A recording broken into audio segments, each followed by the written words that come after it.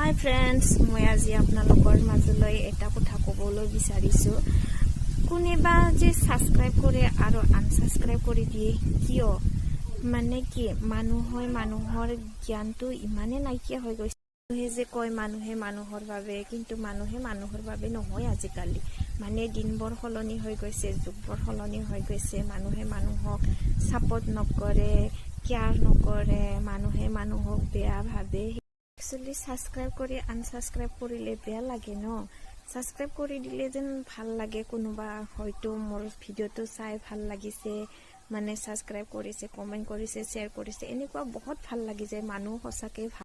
মোৰ এতিয়া এনেকুৱা লাগিছে যেন মানুহত কৰি জীৱ জন্তুহে বহুত জ্ঞানী। জীৱ জন্তু এনেকুৱা জ্ঞানী, বুলি ক'লে আহে, যেনেকুৱা কুকুৰা, হাঁহ, তাৰপিছত মেকুৰী, কুকুৰ, গাহৰি, এইবিলাক। ভিডিঅ'টো চাই বেয়া পালে ক্ষমা কৰি দিবা, ভাল পালে ছাবস্ক্ৰাইব কৰি দিবা।